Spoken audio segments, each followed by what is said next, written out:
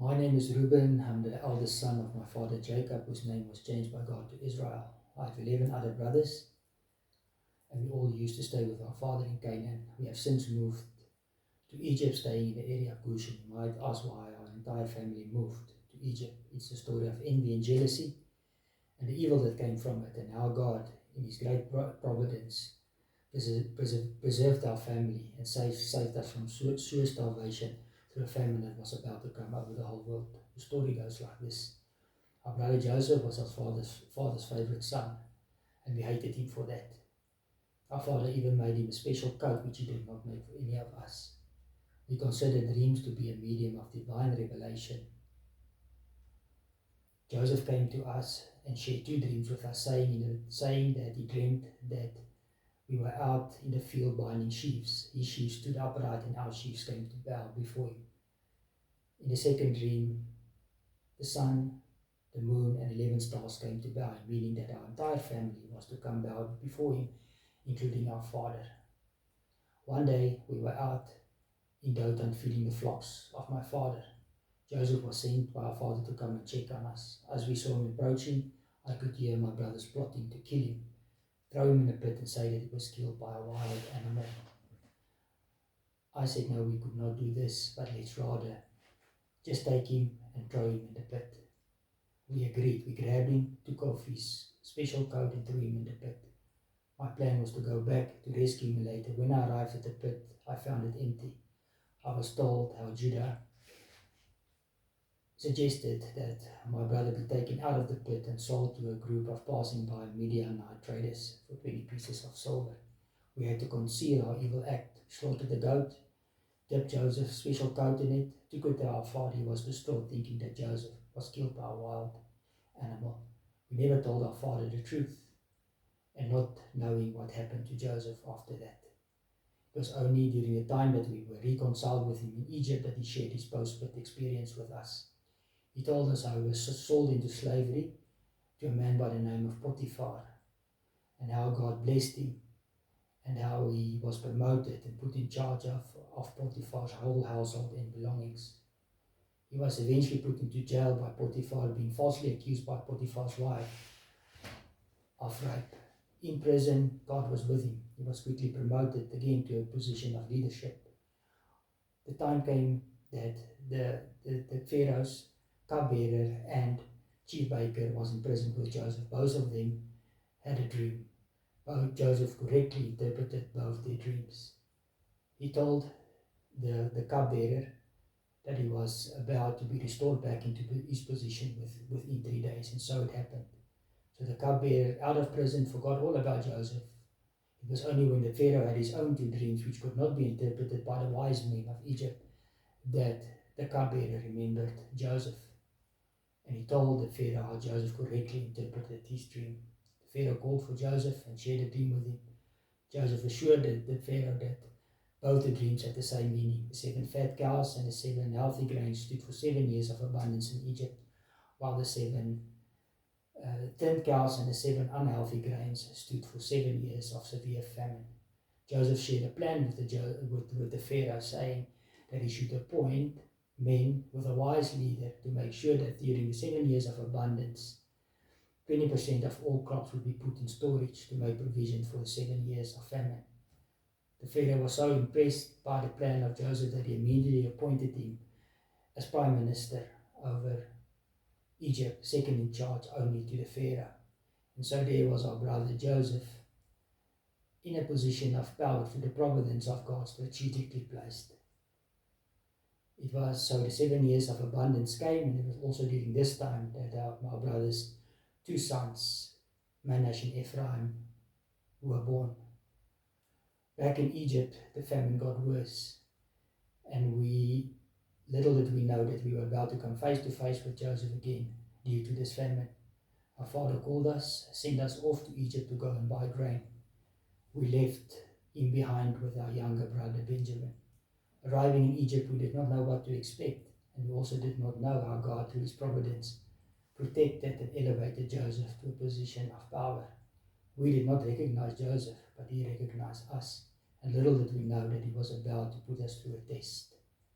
He accused us of being spies. We said no, we were only there to buy food and take it back to our father and our brother in Canaan. He said, prove it by bringing back your younger brother Benjamin to me. He grabbed us, put us in jail. He released us after 3 days, sending us back to Canaan. Our brother Simeon had to remain behind. We were surprised when we found the money that we used to pay for the grain back in our sacks. Back in Canaan, we shared everything with our father. He said that Benjamin was going nowhere. I pleaded with my father and said, put him in my care, and if anything happens to him, my father may kill my own 2 sons. Still the answer remained no. So the famine got worse, and our father called us again, wanting to send us to Egypt to go and buy grain. Judah reminded our father of the mandate, no Benjamin, no grain. And he put himself up as surety, saying that if anything happened to Benjamin, it will be on his head forever. So my father agreed, and off we went to Egypt with our brother Benjamin. Arriving in Egypt, standing in front of Joseph, he recognized Benjamin. He ordered that we were taken to his house and a noon feast be prepared. We shared in the noon feast with him, still being unaware of his identity. He was very inquisitive about the well-being of our father. We said that our father was well. Later he told us that it was at this stage that he went up and wept for joy. But still the test was not over. Joseph ordered that his silver cup be put in the bag of our younger brother Benjamin. On our way back to Canaan, we were chased down by the stewards of Joseph, accusing us of stealing his silver cup. Great was a surprise when the silver cup was found in the sack of our brother Benjamin. Back in Egypt, Judah pleaded for us, saying that he should be kept as a slave, and that the rest of us, including Benjamin, should be allowed to go back to our father, because if this did not happen, his father would surely die. Overwhelmed by this all, Joseph sent out all the slaves from the house, and he then revealed himself to us with great joy and weeping, full of forgiveness, being very well aware that his placement in Egypt came as a result of God's providence, persevering our family from the famine. So we received a mandate to go back to Canaan and ask us and convince our father to move to Egypt. When our father heard that his favorite son, or his beloved son Joseph, was still alive, he agreed to go with us, and so our journey started. We shortly stopped at Beersheba, where our father offered sacrifices to God. God appeared to him there in a night vision, promising him to make him a great nation in Egypt, to be there with him, to again bring him up from Canaan, and that his own son Joseph would close his eyes when he died. So we arrived in Egypt, and we went and stayed in the area of Goshen. We were there for 17 years when the time arrived for my father to die. He called Joseph and made him promise that he would make sure that he is not buried in Egypt, but back with his family in Canaan. Joseph also during this time brought his 2 sons, Manasseh and Ephraim, to be blessed by their great father. During this blessing, my father bestowed the blessing of the younger on the. My father bestowed the blessing of the elder on the younger, and it was also at this time that my father called us his sons, speaking his last words to us, prophesying about our future. So our father Jacob died at age 147. He was embalmed. He was embalmed in a period that took 40 days. There was also 70 days of mourning called out over him that was observed by both Egyptians and the Israelites.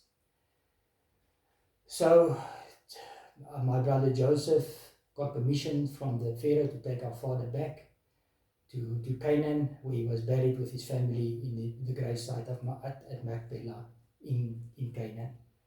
Eventually, my brother also died in Egypt, Joseph, at age 110. He died with a covenant idea of God one day again bringing the Israelite nation up from Egypt to Canaan. And he made us promise that we would make sure that our descendants also bring his bones back up with them to the promised land. Looking back at the whole ordeal, I am still very saddened by the way we treated our brother Joseph, but I am now in full agreement with him that God took our bad action, our evil actions, and he turned it in good, preserving us, the covenant of preserving us, the people of God, the covenant people of God. I thank you. Reflection. Searching and rehearsing the story had an impact on me, realizing that how the providence of God is always triumphant over human efforts. I shared the story with my wife in my study during our nighttime, quiet time devotion. Telling the story in the first person and my wife hearing it in the first person really made us feel part of the story, sharing in the hardship of Joseph and in the joys of a family being preserved and united through the providence of God. I thank you.